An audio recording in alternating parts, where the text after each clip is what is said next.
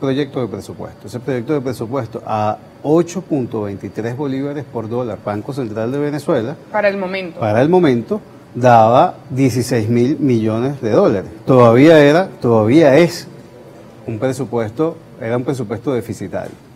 Cuando nosotros hemos visto, y lo hemos visto todos los venezolanos, para la fecha tope que marca la ley, que era el 15 de diciembre, de discusión y aprobación de la ley de presupuesto, ya teníamos una ley, un presupuesto proyectado en 11.600 millones. Y hoy, con el dólar a 16, con el dólar Banco Central de Venezuela a 16 bolívares por dólar, pues nosotros tenemos un presupuesto en 10.600 millones de dólares, aproximadamente 100, 200 dólares menos. ¿Esto por qué? Bueno, porque es un presupuesto, en principio, deficitario, es un presupuesto, una reconducción tácita. La discusión del presupuesto nacional se llevó en poco menos de 24 horas repartido en los 2 días, en los 2 últimos días del año, pero además no atendió a temas trascendentales que tenemos. En cualquier país del mundo se discute el tema de educación, el tema de salud, que son grandes temas, son temas de inversión social importantes.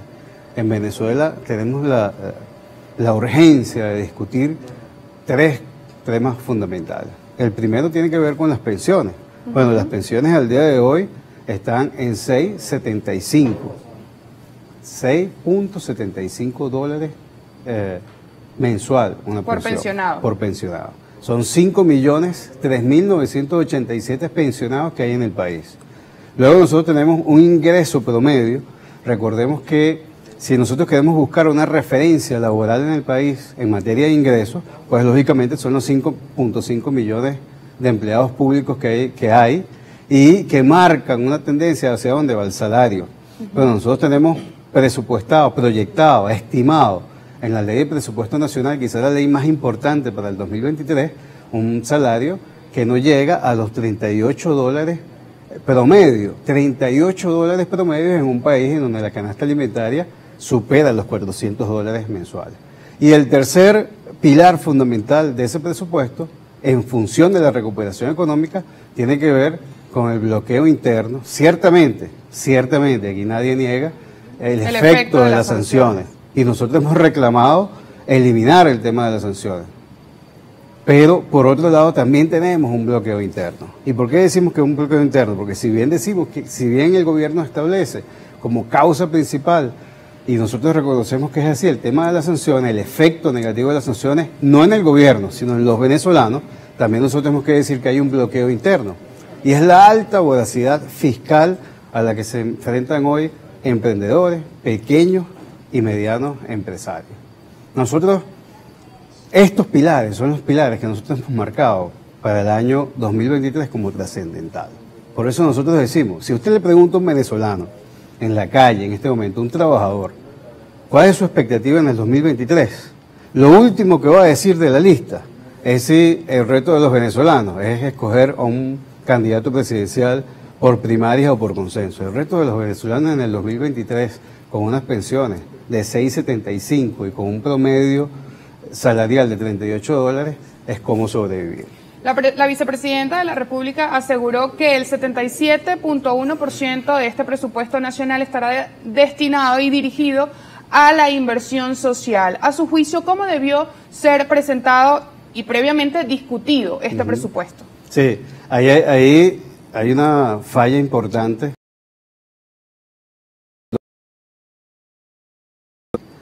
La ley de presupuesto del 2023 se aprobó sin la exposición de motivos. Y habrá gente que diga, bueno, Cristian, ¿pero qué tiene que ver la exposición de motivos?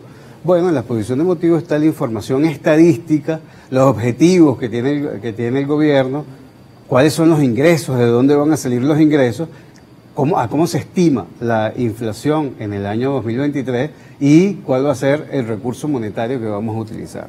Nada de eso se dijo. Quienes levantaron la mano en la Asamblea Nacional para aprobar el presupuesto no conocían la exposición de motivos. Y se habla de un 77% de inversión social, ciertamente, pero es que con los 5.5 millones de empleados públicos, 70% de esa inversión social se va en pago de salarios y en pago no digamos de pasivos laborales, porque sería mucho, estamos hablando de prestaciones sociales que en este momento son inestimables. Planteemos el tema de salarios y el tema de primas y salariales y compensaciones. Se lleva el 70% de la estimación de la inversión social en el presupuesto. Y esa inversión social, la otra crítica a esa inversión social, es que la mitad del presupuesto se maneja a través de fundaciones.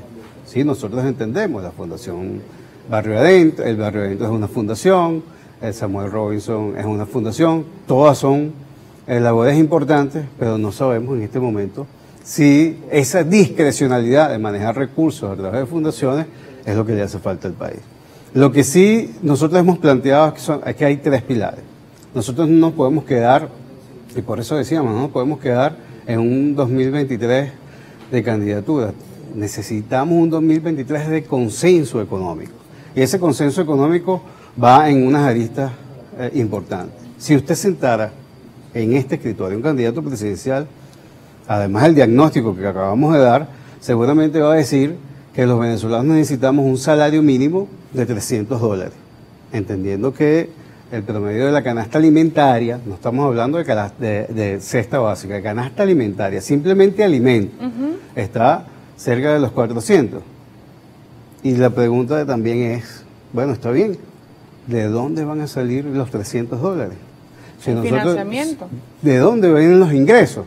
Si nosotros hoy tuviéramos pensiones de $300, que es lo mínimo que merece un pensionado, bueno, nosotros tendríamos nada más una asignación presupuestaria por $18.000 millones. El presupuesto de la nación, óigase bien, el presupuesto de la nación va por $10.000 millones.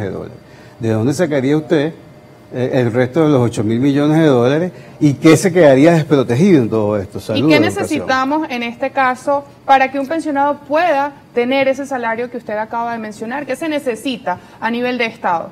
Sí, lo primero que nosotros le reclamamos al gobierno es cesar en el bloqueo interno, así como le reclamamos a parte de la oposición, de reconocer que se falló en el tema de las sanciones y levantar las sanciones.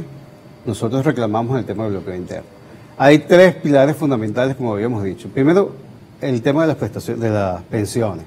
Nosotros necesitamos unas pensiones que no estén ancladas al salario mínimo.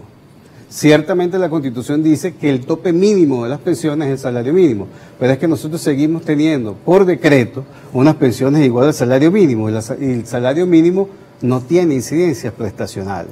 Es decir, seguimos anclando a los venezolanos, a los pensionados, a pensiones de hambre. Lo otro es la recaudación, de dónde sale el dinero. Si usted recauda en el Seguro Social las pensiones, el tema del dinero de la Seguridad Social, a 10%, 11% del salario mínimo de cada trabajador, usted verá que en bolívares eso es totalmente ineficiente e insuficiente. Las pensiones en el mundo tienen tres formas de recaudarse, o el dinero de la Seguridad Social. El primero, el presupuesto nacional. El segundo, las recaudaciones que vienen cuando usted paga el Seguro Social, que lo paga por 20, 30 años, pues se supone que ese Seguro Social, parte de esa cotización va a las pensiones. Y el tercero tiene que ver con la inversión de ese Seguro Social. En este momento, ¿qué es lo que nosotros estamos pidiendo?